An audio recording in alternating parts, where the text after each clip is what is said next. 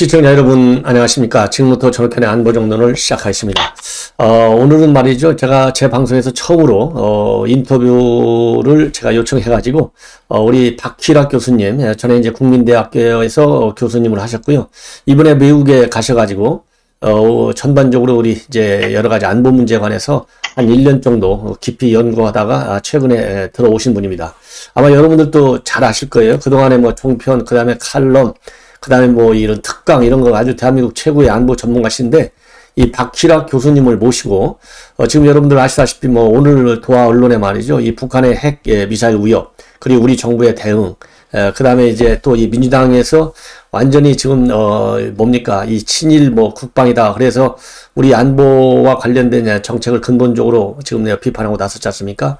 이러한 상황에서 우리 박희락 교수님의 의견을 한번 들어보는 것도 상황을 이해하는데 굉장히 도움이 되실 것 같아요. 그래서 오늘 특별히 한번 모셨습니다. 자, 이 박희락 교수님 안녕하세요. 예, 안녕하십니까. 예, 아이고, 오래간만에 제가 뵀는데, 옛날에 방송도 우리 같이 좀 많이 했잖아요. 그렇죠. 아니, 근데 우리 저 교수님 미국에서 다녀오신 지 얼마 되지 않으시는데, 먼저 우리 시청자들한테 처음이시니까 한번 인사 한번 해주시고요. 미국에서 어떤 연구를 하고 오셨는지도 말씀을 좀 해주셨으면 좋겠습니다. 시작을. 예, 박희락 교수입니다.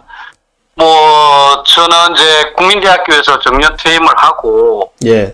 사실 그때 생각이 제 나름대로 사실 북핵이나 뭐 이런 안보 문제 논문도 많이 쓰고 책도 썼는데 네네. 이게 나름대로 뭐 학자라 그러면 좀 예. 세계적인 수준에서 좀 어떤 놀아야 되지 않을까 싶어서 예, 오르신 말씀이에요. 미국에 가서 제가 뭐 남는 게 증거로 남는 게 논문이니까 그렇죠. 영어로 좀 논문을 써서 이게 이 출판을 해야 되겠다. 예. 근데 사실 뭐 논문이라는 게 다른 거하고 달라서 심사를 거쳐야 되잖아요, 그죠? 그렇죠. 내가 썼다고 해서 그냥 발간되는 게 아니니까. 예. 예. 근데 어쨌든 간에 이제 뭐 제 나름대로 노력도 많이 했지만 조금 운도 따랐고 또 제가 보니까 이 예상과 달리 북핵에 관해서 예. 이 영어로 발표된 논문 많지가 않아요. 예. 우리 국내 학자들은 영어로 발표 안 하고 또 사실 국내 학자들은 영어로 연구도 잘 안 해요. 맞아요. 북핵이 연구도 잘 안 해요.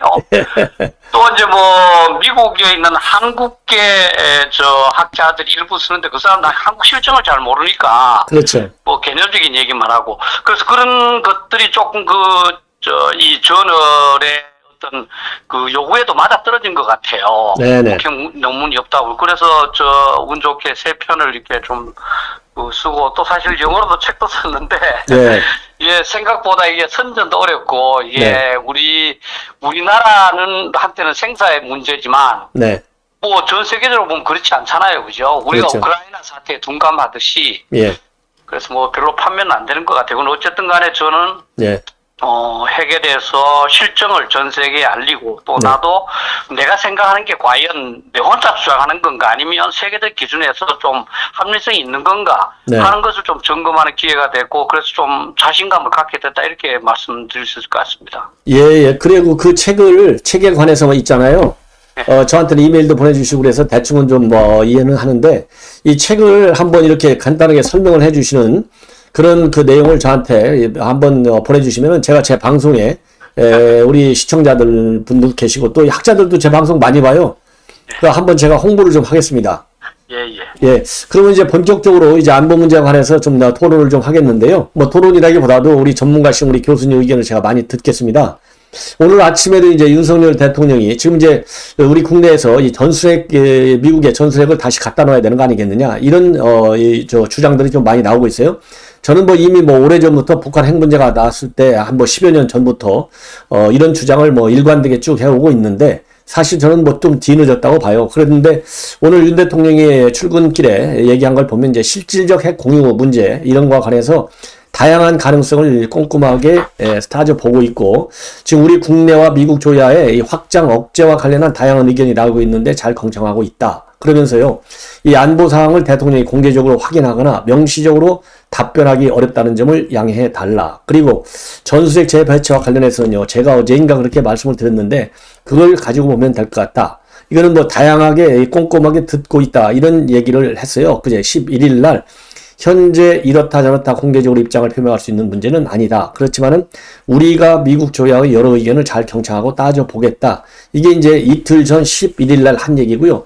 요거를 한번 가지고 검토해 달라. 이렇게 얘기를 했는데요. 윤석열 대통령이 이러한 이 발언의 취지는 그러면 윤 대통령이 그걸 잘 한번 따져봐라. 이렇게 얘기했는데 어떻게 따져봐야 되겠어요, 이거를? 근데 기본적으로 저는 뭐 윤 대통령께서 상황은 정확하게 인식하고 있는 것 같아요. 예. 북핵 위협이 이게 우리의 생사를 지금 저 위협하고 있다 하는 그거고. 예. 두 번째는 북핵에 대응하기 위해서는 뭐 한미동맹에 기대할 수밖에 없다. 예.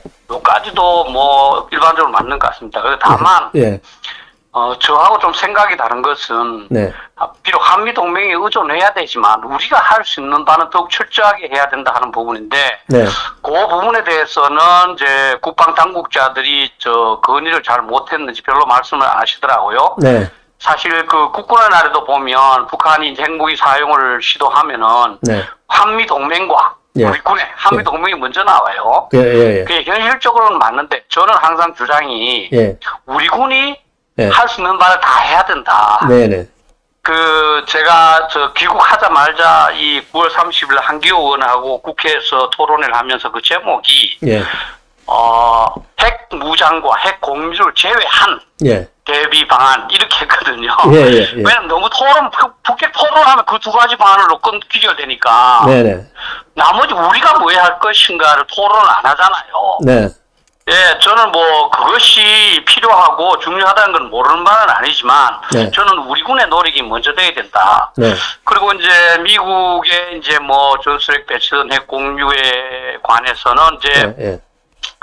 예, 제 생각에는 그쪽에 있는 사람들한테도 저도 뭐 다양한 루트로 건의도 하고 뭐 이렇게 했지만 조금 그냥 단순한 단순한 핵무기기 배치보다는 예. 좀 이렇게 점진적이면서도 네. 또 주변의 반대를 좀 덜 초래하는 그런 방안으로 이제 정리가 된 것 같아요. 네. 그래서 이제 뭐 제가 항상 주장하는 것은 잠수함부터 먼저 공유하자. 잠수함에는 SLBM. 예. SLBM 중에서도 약한 게 있거든요. 5킬로톤 정도 되는 거. 예. 그 W76-2라는 하는데 네. 그거부터 예. 먼저 공유하자. 또 그 전에 사실 잠수함이 항상 어디 있다. 네. 그거를 공개하는 것도 그것도 억제 효과가 있다. 네네.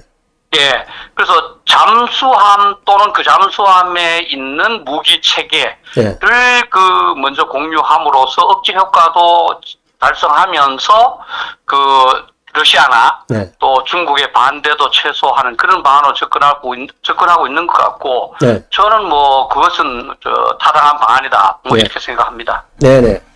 그리고 지금 이제 구체적으로 이제 언론 보도도 많이 나오고 있어요. 그래서 우리 국민들께서 사실 이게 뭐 외교안보가 이게 전문적인 용어도 많고 특히 군 관련 용어는 상당히 전문적이지 않습니까? 예. 그래서 지금 이제 뭐 이 잠수함에 그래야 저위력 그런 이 핵탄두를 좀 실어놓고 상시 배치하자 이런 얘기도 지금 언론에 많이 나오고 있지 않습니까?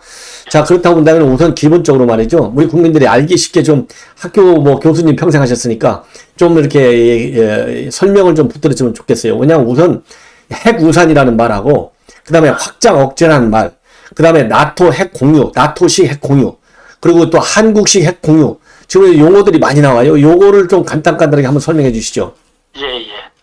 우선 핵우산은 사실 공식적인 용어라고 볼 수는 없습니다. 네. 그냥 이 어떤 상징적으로 예. 핵으로 우산을 씌워준다. 상대방의 핵 공격이라는 비가 떨어지면 네. 미국이 자신들의 핵 보복력이라는 그 우산을 씌워줄 테니 네. 안심해라 하는 그런 상징적인 용어죠. 그렇죠. 그런데 그게 이제 딱 들으면 금방 나오잖아요. 이게 보호인력 하는 거구나. 예. 근데 확장 억제는 이론적인 용어입니다. 예. 그러니까 억제는 미국이 옛날 냉전시대 소련한테 너 우리를 공격하면 예. 너 완전 초토화시킬 거야. 그러니까 예. 너 공격하지 마, 알았지? 예. 이렇게 말하는 게 그 억제거든요. 그렇죠. 예, 그 억제를 누구한테? 동맹국한테도 확장한다는 겁니다. 네네. 예, 그러니까 내한테 대한 억제 개념을 한국, 그다음에 유럽, 네. 나토, 네. 또 일본한테도 확장하니까 그 네. 얘기는 네. 만약 동맹국을 공격하면 네. 내한테 공격하는 거 똑같이 할 거야. 이게 이제 확장 억제죠. 네. 그런데 네. 핵우산이라는 용어는 예. 그 딱 의무감독, 우리 보호의 정도도 딱 느껴지지만 예. 미국이 의무감도 갖는 용어잖아요. 우산을 씌워줘야 되니까. 예. 예. 확장 억제는 뭔지 잘 모르겠지만 예. 예. 우산 씌워준다 그랬잖아. 예. 이렇게 되는 의무감이 들잖아요, 그죠? 예. 예. 그래서 미국은 이거를 좀 쓰기를 좀 꺼려합니다. 네. 자신들이 뭐 지켜주지 않는다는 건 아니지만 그러나 네. 의무조항은 좀 그렇다. 네. 그래서 사실 우리 한미 양국 국방장관 간의 회담이 매년 있잖아요, 그죠? 예, 예, 예. 그래서 CM이라고 그러는데 예. 그 국방장관 간 회담에서 1978년도부터 사용됐습니다. 공동성명에 항상 미국은 확장기를 사용한다. 네. 핵우산을 제공한다. 예. 근데 사실 참 이 불행하게도 네. 2018년도부터 없어졌어요. 예. 예. 사실 저도 이제 실무자로 이제 장관 간 회담에 참가했는데 그때 미국과 계속 씨름하는 게 핵우산을 저쪽 빼자. 예. 우리는 넣자. 예. 왜냐면 그래야 이 사람아 뭐 의지가 확실한 거지 이렇게 예. 그러는데 예. 뭐 슬그머니 2018년에 없어져 버렸고 2018년에 문재인 때 없어진 거 아니에요? 그렇죠. 예. 없어져 버리고 뭐 언론도 주목도 안 했고 아니, 문재인 대통령이 김정은이한테 잘 보이려고 뺀 거겠죠, 뭐. 몇 번 이제 했는데 우리 그것도 문제도 제기 안 하고 있는데 뭐 그러니까 다시 말하면 예. 이제 조금은 의지가 약화된 거죠. 그러면서 또 하나 보세요. 확장 억제는 옛날 핵우산에 넣었는데 지금은 뭐냐면 재래식 전력, 예. 미사일 방어, 예. 그다음에 핵 이렇게 세 가지로 되어 있습니다. 예. 그러니까 핵으로 쓰다가 예. 재래식 전력과 미사일 방어를 넣었다는 것은 핵을 안 쓰겠다는 그와 비슷하죠. 예. 재래식을 먼저 하고 예. 미사일 방어로 막고 예. 이 핵은 맨 나중에 예. 하겠다 이런 뜻이 있잖아요. 그죠? 예. 예. 그러면 우리가 생각해 북한한테는 예. 이게 전달될 때면 북한은 미국이 우리가 핵으로 만약에 남한을 공격해도 즉각적으로 핵을 사용하지 않을 수도 있겠다. 예. 예. 그렇게 생각하니까 조금은 이제 그 억제 효과가 이제 떨어지는 거죠. 예. 예. 그래서 이제 사실 이번에 우크라이나에 대해서도 러시아가 핵 공격하겠다 할 가능성이 있다 그러니까 미국의 옛날 그쪽 중부 사령관 한 사람이 그러면 핵으로 보복하기는 어렵고 예. 그 재래식 전력으로 러시아의 극해 함대를 다 아마 초토화시키자 그걸로 보복되지 않겠다 이렇게 하니까 그게 바로 핵을 사용하지 않겠다는 거거든요. 그렇죠. 예. 그래서 이제 조선일보에서도 예. 이번 양상국 논설위원이 예. 핵우산이라는 건 거짓말이다. 예. 예. 그렇게 얘기한 거. 사실은 양 의원이 말했듯이 예.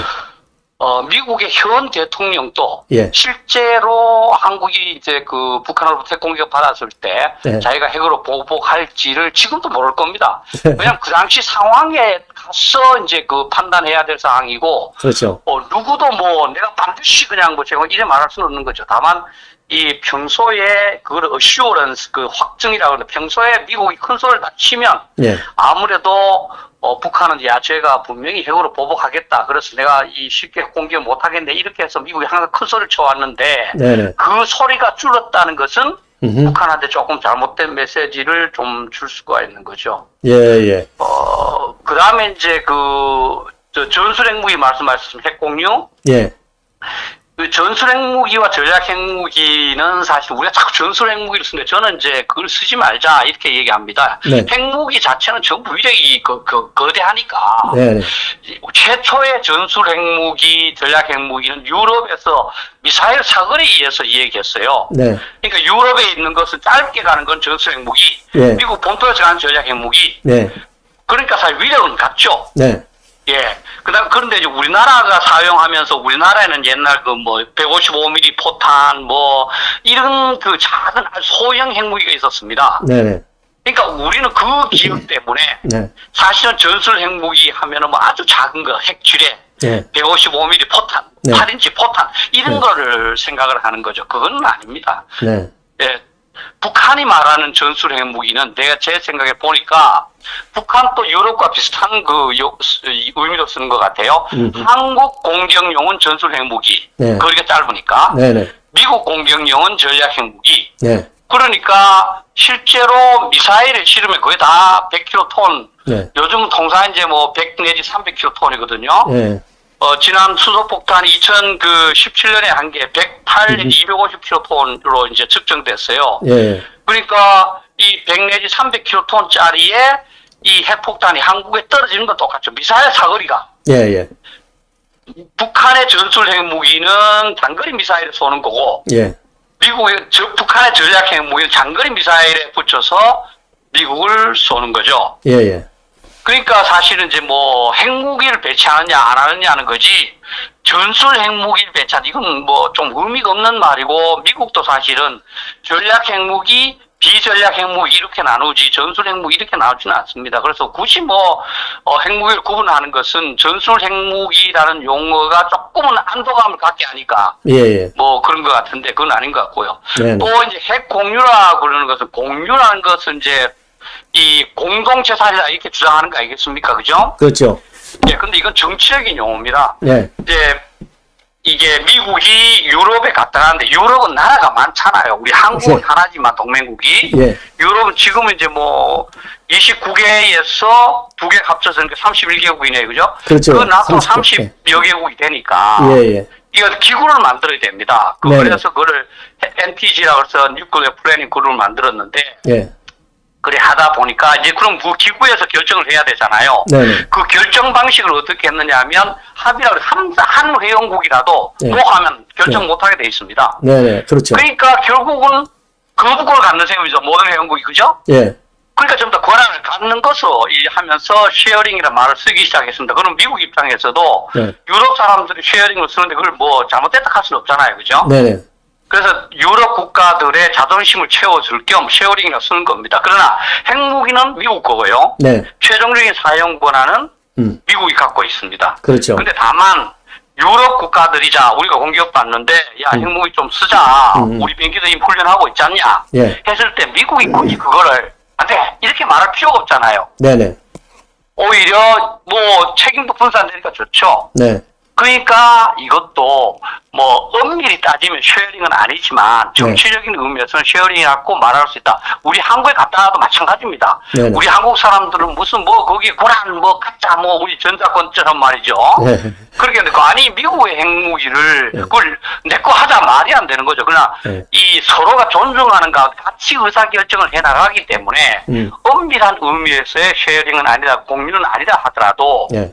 공유라고 볼 수 있다. 그래서 우리는 유럽이 하고 있는 형태를 이제 한국은 좀 어렵고요. 한국만 하긴 참 어렵고, 네. 한국, 일본, 또 이제 미국의 전문가들은 뭐 호주도 좀 같이 할 수 있지 않느냐 이렇게 네, 해서 네. 새로운 이제 유럽에 있는 것과 비슷한 거를 동북아시아 네. 또는 동아시아에 설치한다 하는 그런 방안이고, 예. 그거를 우리도 이제 좀 이제 논의해가자 하는 그런 입장이죠. 그리고 이제 오늘 아침에 이제 조선일보 보도를 보면요. 윤석열 정부가 미국의 실질적 핵 공유를 요청했다. 그러면서 실질적 핵 공유 방향이 이제 나토의 경우에는 나토 땅에다가 갖다 놨잖아요. 5개국에다가. 예. 그래서 이제 공유라는 건데, 지금 이제 미국의 경우에는 우리 한국 땅에다가 핵을 갖다 놓으면 또 이 반발이 있으니까 미국의 그렇죠. 전략 자산에다가, 그러니까 뭐 이 항모라든가 뭐 잠수함이라든가 아니면 이런 뭐 이 전폭기라든가 그렇죠. 이런 데 이제 올려놓고서 공유하자. 그래서 미국하고 우리 한국하고는 이제 공유의 개념은 사실상 좀 다르다. 이런 얘기를 하고 있거든요. 그렇게는 안 되죠. 그건 개념은 같고. 예. 그 기사가 그런 식으로 보이는 개념은 것 같아요. 같고, 예. 방식은 예. 조금 다를 수 있다. 유럽은 땅이고, 예. 우리는 바다가 있으니까. 그렇죠. 거기에 예. 이제 잠수함을 갖다 놓지 하는 것이고, 또 예. 하나 결정적인 문제는, 예. 우리 그 남한이 예. 북한에 너무 가까워요. 예, 예. 우리 한국에 핵무기를 갖다 놓으면, 예. 거기는 먼저 북한이 핵미사일로 타격할 거 아닙니까? 그죠? 그렇죠. 부산까지 캐봐야 500km밖에 안 되거든요. 네네. 평양에서. 네네. 제주도도 보니까 620km 뭐 이 정도밖에 안 되더라고요. 네. 실제로는 제주도에 갖다 놔야 네. 사실은 중간에 이제 뭐 사드나 그다음 이지스함이 그걸 요격할 수 있기 때문에 그게 좋은데, 거기 또 막 난리 날 거 아닙니까? 그죠? 예, 예. 그러니까 우리나라는 이제 또 핵무기 같은 데 대한 반전 그런 분위기도 있고 하니까 우리 네. 바다를 최대한 활용하자는 것이고, 네. 그러나 공유 개념은 예. 똑같습니다. 다만 이제 유럽은 새로 공유를 시작한 게 아니고 냉전 시대 때부터 해온 걸 그냥 계속 해오고 있는 거기 때문에 저항이 없잖아요. 그렇죠. 예, 소련도 그 당시에 반대는 했어요. 지금 또 유럽 일부에서도 야 이게 뭐 핵 확산이지 뭐냐, 네. 이게 NPT에 위배된다 뭐 이런 얘기도 하는데, 네. 우리는 새롭게 만들어야 되니까 네. 좀 분란 소지가 있잖아요. 네네. 예, 그러니까 중국이나 러시아의 이 반대를 최소화하면서 조금 서서히 예. 점진적으로 예. 북한이 도발할 때마다 조금씩 올라가서 해야 된다. 그래서 대부분은 일단 잠수함을 중심으로 배나 항공기에 의한 걸 하고 정 안 되면 이제 괌에 이제 미국의 핵미사일도 갖다 놓고 예. 그다음 핵폭탄도 갖다 놓고 비행기에 예. 쓰는 거 예. 그다음에 우리 일본의 공군기가 예. 거기 가서 같이 핵투발 훈련을 하자. 예. 그러면 이제 그게 뭐 이 미국 영토라는 것이 유럽과 다르지만 네. 동일한 효과가 아니냐. 구함은 한 3,400km밖에 안 되잖아요. 그죠? 그러니까 네네. 금방 날아올 수 있으니까. 네. 그런, 조금의 저는 자꾸 이제 우리는 이게, 우리식으로 가다 보면 우리 국민들께서 뭐라 그럴까요? 하는 게 자주 이것만 너무 좋아하니까 사실 우리가 워낙 이게 시달리다 보니까. 예. 그래서 우리식 하면서 유럽은 그 공유가 형식적인데 우리는 권한을 갖는 이렇게 할까봐 저는 참 걱정이 돼요. 예. 이 미국의 핵무기는 미국 겁니다. 그건 누구한테도 양도할 수 없고요. 그리고 또 그렇죠. 한 가지 중요한 거는 유럽은 지금도 이제 관리 비용의 대부분은 기지 제공하고 하는 거는 이제 유럽 국가들이 하지만 미국이 담당하고 있습니다. 네. 근데 사실 이제 SLBM이나 미국의 핵 전략 잠수함이나 항공기나 이런 거 할 때 우리도 비용을 부담하겠다는 그 자세를 가져야 됩니다. 그렇죠. 그래야 미국도 잘하고 그게 이제 자주 국방의 자세고요. 네. 아무리 그 돈이 비싼다 하더라도 네. 북한의 핵 공격 받는 그 비용보다는 작을 거 아닙니까, 그죠? 네네네. 예, 그런 차원에서 우리가 또 반대하는 게 방위 분담금을 이런 그 전략 자산 오는 데 쓰는 거 이것도 반대하는데 그것도 이제 생각을 벗어나야 됩니다. 네. 우리가 요구해서 전략 자산이 올 때는 저는 방위 분담금을 쓰자는 거죠. 방위 분담이 1년에 이제 문정부가 우리 국방비 증대율만큼 높였지 않습니까? 네. 많이 증대되게 돼 있어요. 네. 그거를 전략자산 운용이 못 쓰면 어디 가겠습니까? 주로 이제 한국 근로자들 봉급 올리는 데 다 들어갑니다. 예. 저는 그거보다는 이게 증대된 부분 네. 그걸 잘 활용을 해서 미국의 전략자산을 오도록 하고 핵 공유도 하고 그렇게 해서 이제 방위 분담을 쓰면 오히려 우리가 더 자주적이죠. 용병을 쓰는 거와 비슷하잖아요, 그죠? 네네네. 그래서 비용 문제에 대해서는 우리 국민들께서 좀 더 그렇게 해야 된다. 네. 어떻게 미국의 중요한 전략 자산을 사용을 하면서 돈도 안 내고 미국 이것도 다 하세요. 이건 말이 안 되잖아요. 그죠? 예. 저는 그것이 가장 좀 앞으로 문제가 되면 또 야당에 들고 일어나겠지만 예. 그게 조금 국민들께서 공감대를 가져야 되지 않을까 이렇게 생각합니다. 그리고 이제 마지막으로 한두 가지만 더 여쭈겠는데요. 지금 이제 우리 군에서 최근에 이제 북한의 미사일을 쏘아대니까 지금 김정은이가 어제도 또 쏘았다고 그래요. 어제는 이제 순항 미사일 쏘았다고 그래서 이 발표를 안 했는데 이제 오늘 또 아침에도 이제 도하 언론에 나오는데 최근에 이제 현무가 이제 실패했잖아요. 현무 미사일 발사했다가.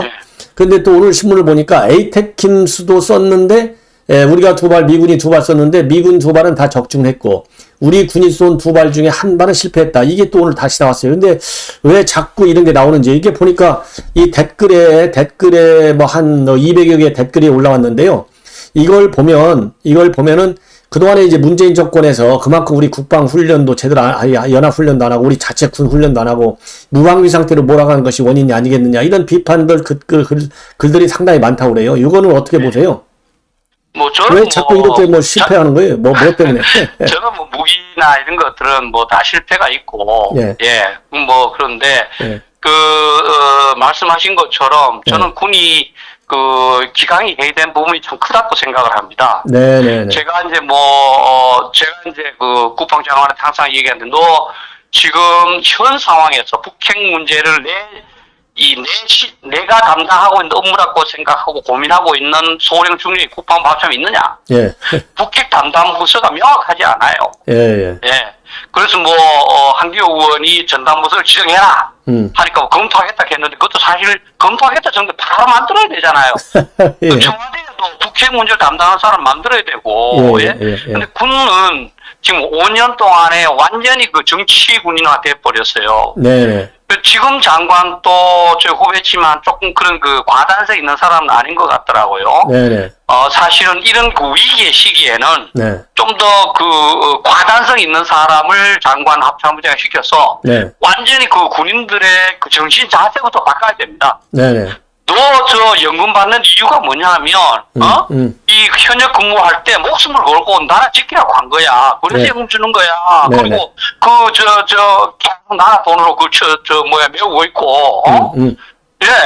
그런데 이게 북핵이 가장 심각한 위협인데 네. 북핵으로부터 국민을 보호하지 못하면서 네. 무슨 군인으로서 말이지 뭐 임무를 수행하고 있다고 보느냐. 네. 우리 모든 군인들은 북핵 대응에 전념을 하자. 네. 그래서 북핵 대응으로 모든 군의 업무 중점, 예산 투자 중점 다 바꿔야 됩니다. 네네네. 이런 부분에서 이제 군이 좀 나서야 되는데 제가 이제 뭐 한기 의원하고 계속 그런 문제를 토론하는데 참 이 많은 저 답답함을 토로를 해요. 예. 안 움직인다는 거야, 안 움직인다는 거. 5년 동안 다시 말하면 이제 무너진 거죠, 완전히. 마루에서 예. 우리 옛날 대청마루 거기서 이리로 붙다가 저리로 붙다가 선풍기 틀었다가 이제 노는 거예요, 군대가. 예. 그러니까 갑자기 일하고 이제 나가서 모내기도 해야 된다 하니까 이게 안 움직이는 거야, 안 움직여. 네, 이 네, 부분이 네. 저는 사실 윤 대통령을 좀 만나거나 그러면 난 좀 건의하고 싶어요. 제가 군을 좀 팍팍 뛰게 해라. 예. 그러려면 진짜 이제 사실 수시로 가야 돼요. 군 통수권자 왜 못 갑니까? 예. 국방부 가서 자 지금 북한이 핵미사일을 어디로 쐈다. 우리나라 내부에 쐈다. 네. 어떻게 막나? 자, 못 막지. 그럼 다 못 막나? 그러면 그 보안책이 뭐냐? 네. 자, 터지면 국민들 어떻게 대피해야 되냐? 네. 그 군에서 저 행정안전부에다가 이러이러한 것을 말이지 조치하시오. 보낸 적이 있느냐? 또 군인은 자 핵전쟁이 떨어졌다. 그럼 군인도 다 찍었고 그냥 포기하느냐? 핵전쟁 상황에서도 싸울 수 준비되어 있느냐? 이런 거를 직접 가서 따져 물어야 돼요. 네네. 저는 참 점잖하게 있으니까 문제입니다. 저는. 알겠습니다. 그리고 예. 한 가지만 더 추가할게요. 예. 뭐를 저 야당에서는 무슨 우리가 군사를 6.1하네요. 예. 글로벌 파이어 파워 이거 한번 찾아보세요. 우리 저 시청자들께서도. 예. 이 인터넷 찾으시면 글로벌 파이어 파워 찾으면 우리가 6위 나옵니다. 일본이 5위. 예. 우리 밑에 누군지 아세요? 예. 프랑스예요. 예. 영국이에요. 예. 우리가 영국이나 프랑스보다 강하다는 거 말이 안 되잖아요. 예. 거기는 핵을 제대로 고려하지 않는 겁니다. 경제력이 가장 중요해요. 경제력하고 현역 규모. 예. 그러니까 그런 핵은 2차 세계대전 때 핵 두 발이 예. 그 이전까지 4년 동안 그 미국이 성공하지 못했던 일본을 항복시킨 거 아닙니까? 그죠? 예. 그렇게 큰 핵을 지금 100발 가까이 갖고 있는 북한하고 대치하면서 핵을 빼고 계산해서 한국이 6.19 북한보다 훨씬 더 강하다. 말이 됩니까? 아니, 상대가 총을 더 갖고 있는데, 야, 임마, 내 칼이 네 칼 없이 줘. 하는 거 똑같죠. 예, 맞아요. 예. 그래서 이 지난 문재인 정부 때 계속 그놈들이 참 나쁜 사람, 그 사람 나쁜 사람. 왜냐하면, 뻔연히 알면서 자기한테 유리한 자료는 그렇게 강조한다는 거죠. 특히 이제 김병주 의원 같은 사람은 군인이면서 뻔연히 알면서 네. 그 자료를 이용을 하고 무슨 한미를 훈련이 어떻게 됐냐 하는 걸 보면 저는 참 부끄럽습니다. 저런 사람이 저도 육사를 나왔습니다만 육사를 나오고 완전히 이제 해바라기 저런 해바라기가 없죠. 저도 그 얘기 하려고 그래요. 김병주가 본인이 재임 때 말이죠. 예, 재임 때 연합사 부사령관 할 때 1년 8개월 동안에 이 한미일 해상훈련을 6번 했대요. 근데 지금 이제 민주당 의원이 되고 나니까 완전히 이거를 갖다가 친일, 이재명이를 갖다가 잘못된 길로 빠져 지금 몰고 나가는 이런 사람 이거 연금 줘야 돼요? 이런 사람을 갖다가? 연금 뺐어야 돼. 연금 뺏어야 되는 거 아니에요? 그래서 이제 제가 다시 한번 말씀드리지만은 예. 군은 다 잘 아시잖아요. 예. 군이나 누구나 경찰이나 예. 자체적인 개혁을 하기는 쉽지 않아요. 예. 아시죠? 국정도 계셨으니까. 예. 어느 조직이 자체 개혁은 어렵습니다. 예. 외부에서 자꾸 이제 자극을 줘야 됩니다. 예. 외부에서 예를 들면 북핵 대비를 철저히 하고 싸우기를 쓰는 준비를 하는 지휘관을 진급하는 그런 풍토를 가지면 예. 김명주 같은 사람이 진급을 할 수가 없죠. 그러니까 말이에요. 저런 사람 머리가 좀 있으니까 처세술에 발라가요. 지금 그냥 처세술에 밟고 이 물결을 잘 타는 예. 시세를 잘 타는 사람이 살아남는 게 이제 노는 군대, 훈련 하지 않는 군대의 이제 전형적인 그거거든요. 그러니까 김병주도 2024년도 공천 받으려고 이렇게 지금 앞장서는 거 아니겠어요? 그렇죠. 예. 그거는 저 국민도 아니죠. 그러니까 말이에요. 예, 그래서 예. 이제 윤 대통령께서 저는 진짜 강력 자꾸 군부대 가세요. 네, 정치원도 마음에 안 들어 가서 네. 국정원도 가서 네. 실제로 보고 자꾸 주문하고 우리나라 사람들은 조금은 자극을 줘야 돼요. 저도 마찬가지잖아요. 네. 자식도 우리가 자꾸 이제 공부방에 들어가지 마라 그러지만 가끔 가서 좋은 거 있으면 혼내야 되고 네. 우리도 저도 사실 연구한다 하는데 저 동료들이 연구한다 하면 혼내면 또 하게 되잖아요. 그렇죠. 실제 우리나라 그 교수들은 누구도 혼내지 않으니까 네. 탱자 놀면서도 봉급받고 교수로서 존경받고 그리고 이제 뭐 떠드는데 나중에 그럼 논문 한번 봅시다. 하나도 없고 영어 논문 좀 썼습니까? 평생에 영어 논문 하나 못 쓰고 그냥 넘어가도 끄떡없단 말이죠. 이건 결국은 감독자의 문제인데 저는 우리 국민들께서 좀 나서야 되고 또 주변에 친구들한테도 만약에 이제 군인 있다. 물어보세요. 제가 그럽니다. 군인이 만약 옆에 있으면 핵에 대해서 밑까지 물어봐라. 네네. 만날 때 네. 물어보고 10개 내가 질문할게 물어봐. 대답해봐. 네. 딱딱딱딱 한 3개만 더. 너 임마 군인도 아니다 임마. 네. 그다음 또 예, 마찬가지. 그 좀 높은 장군들 마찬가지고 국회의원에 대해서 마찬가지. 또 학자들에 대해서도 야, 니 뭐가 전공이라고? 그럼 논문 몇 개 썼나? 예. 뭐 이렇게 해서 있잖아. 자꾸 주변을 절차탕만 해 나가야 네. 우리 사회가 되지. 뭐 그런 건 안 하고 그냥 뭐 항상 그냥 일반적인 비판만 해서는 이게 안 된다고 저는 생각합니다. 그래, 하여튼 오늘 뭐 여러 가지로 좋은 말씀 고맙고요. 지금 이제 당분간 이 안보가 중요한 것 같아요. 제가 뭐 시간이 되시는 범위 안에서 이 전화라도 한번 이렇게 인터뷰를 해서 좋은 의견 듣도록 하겠습니다. 예, 예. 아유, 정말 고맙습니다. 예, 수고하십시오. 네, 고마워요. 예. 우리 시청자 여러분들 뭐 잘 들으셨겠지만은요, 우리 이 박규락 교수님은 저하고, 그동안에 제가 은퇴한 이후에 여러 차례 걸쳐서 이 종편 뭐 이런 데 나가서 같이, 이 토론을 많이 했어요. 아주 훌륭한 분인데, 앞으로 제가 종종 여러분께 또 좋은 의견을 드리도록 하겠고, 이번 이 시간에 몇 가지만 이제 핵심적인 거 말씀을 드리면, 이 9.19 남북 군사 합의, 이게 이제 우리 미군하고도 잘 뭐 검토했다 이렇게 문정부에서 발표한 바 있는데요. 오늘 동아일보 보도를 보면 미국 이 주한미 사령관 그다음에 정부 당국하고 충분한 협의가 이루어지지 않았다. 이렇게 밝히고 있습니다. 그래서 이것도 앞으로 상당한 논란거리가 되지 않을까 이런 생각이 들고요. 그리고 조금 전에도 제가 말씀을 드렸는데 이 김순덕 칼럼을 보면 말이죠. 동아일보 김정은 비핵화 의지를 굉장히 문재인 대통령이 강화했잖아요. 최근에도 굉장히 강조했어요. 자, 뭐 특사 2018년도 3월부터 떠날 때까지 김정은이는 비핵화 의지가 있다. 이렇게 했는데 이게 국민들한테 결국 거짓말한 것밖에 거짓말한 것밖에 되지 않지 않습니까? 여기에 대해서 어떻게 책임을 질 거냐? 이 김순덕 칼럼이 문제 제기를 하고 있는데 아주 좋은 칼럼이다. 이렇게 생각이 됩니다. 그래서 시청자 여러분들께서요, 한번 읽어보시고, 그리고 이제 어제는 조금 전에 말씀을 드린 대로 김정은이가 직접 현장 지도하에 순항 미사일을 또 2발을 발사했고, 그리고 조금 전에 말씀을 드린 대로 우리 이제 현무, 그다음에 에이테크스 이렇게 실패를 했어요. 그런데 지금 보도를 보면요, 미사일 내에 있는 신호 전송 장치나 또는 GPS가 오작동할 가능성이 있다. 그런데 아직 우리 군 당국에서는 공식적인 원인에 대해서는 아직 발표를 안 하고 있습니다.